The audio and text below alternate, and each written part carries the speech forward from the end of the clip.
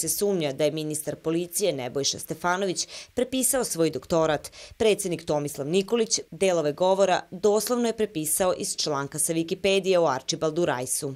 Doputovao u Srbiju 1914. godine na poziv srpske vlade da istražuje zločine austro-ugarske, nemačke i bugarske vojske nad civilnim stanovništvom. Napisao je mnoge knjige i radove povodom toga, a često je slao izveštaje koji su objavljani u uglednom časopisu neutralne švajcarske Gazete. Time je kao ugledni profesor i kriminolog izveštavao svet i kvario propagandnu sliku Nemaca i Austro-Ugara o Srbima kao divljačkom narodu.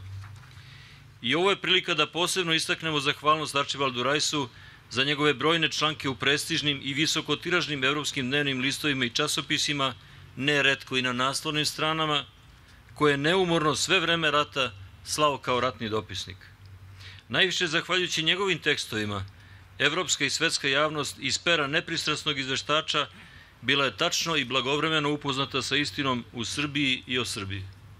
I tada, uostalom kao i danas, sve što nije bilo u medijima, kao da se nije ni desilo.